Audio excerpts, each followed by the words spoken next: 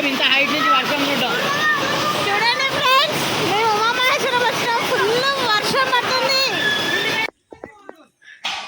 Hi friends, welcome back to my channel. Umamaheswaram వచ్చినాం. ఇక్కడైతే ఒక చిన్న టెంపుల్ దగ్గర ఆగినాం. అక్కడ చూడండి, టెంపుల్ పైన కనిపిస్తుంది. అంత పైకి ఎక్కాలి ఇంకా. ఇప్పుడు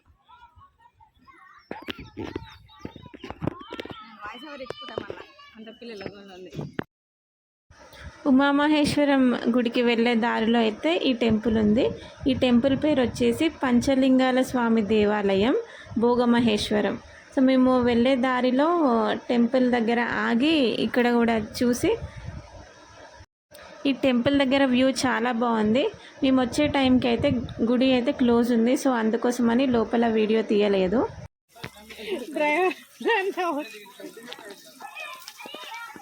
కోతులు అయితే ఫుల్గా ఉన్నాయి.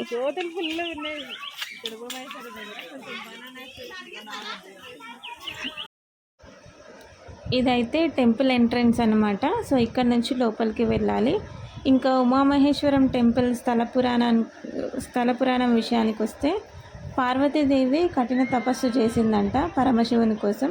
సో ఆమె తపస్సుకు మెచ్చి ఆయన ప్రత్యక్షమై పార్వతీదేవితో కలిసి ఇక్కడే స్వయంభుగా వెలిసారంట. సో అందుకోసమనే ఈ క్షేత్రానికి ఉమామహేశ్వరం అని పేరు వచ్చింది అని ఒక కథ.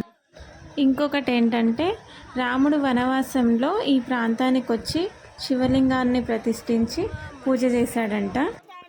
అప్పటి నుంచి ఈ ప్రాంతం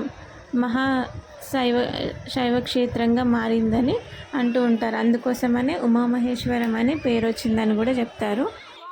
ఇంకా ఎంట్రన్స్ నుంచి లోపలికి వచ్చాక ఇది గర్భగుడి ఎంట్రన్స్ అన్నమాట. గుడి లోపలికి ధ్వజస్తంభం కూడా ఉంటుంది. నల్లమల్ల అడవుల్లో కొండల మధ్య ఈ టెంపుల్ ఉంది. చాలా చాలా బాగుంది. మీరు వెళ్ళకపోతే కంపల్సరీ వెళ్ళి చూడండి. ఈ శ్రీశైలం వెళ్ళలేని వాళ్ళు కూడా ఈ టెంపుల్కి వచ్చి దర్శించుకుంటారంట. మేము ఈ టెంపుల్కి వచ్చాక ఇంకా దర్శనం కూడా అవ్వలేదండి. ఫుల్ వర్షం అయితే పడింది. అసలు ఆ వర్షం చూస్తే చాలా భయం వేసింది. అక్కడ నుంచి వెళ్తామా వెళ్ళమా అనే డౌట్ కూడా వచ్చింది. ఆ కొండలు ఎక్కడ పడిపోతాయో, అసలు ఏమవుతుందో, ఇంటికి వెళ్తామో వెళ్ళమో అని చాలా భయం వేసింది. ఫుల్ అంటే చాలా వర్షం పడ్డది. అది మర్చిపోలేని ఎక్స్పీరియన్స్. చూడండి, లాస్ట్ వరకు చూడండి. ఆ వీడియో కూడా ఇంక్లూడ్ చేసిన ఇందులో.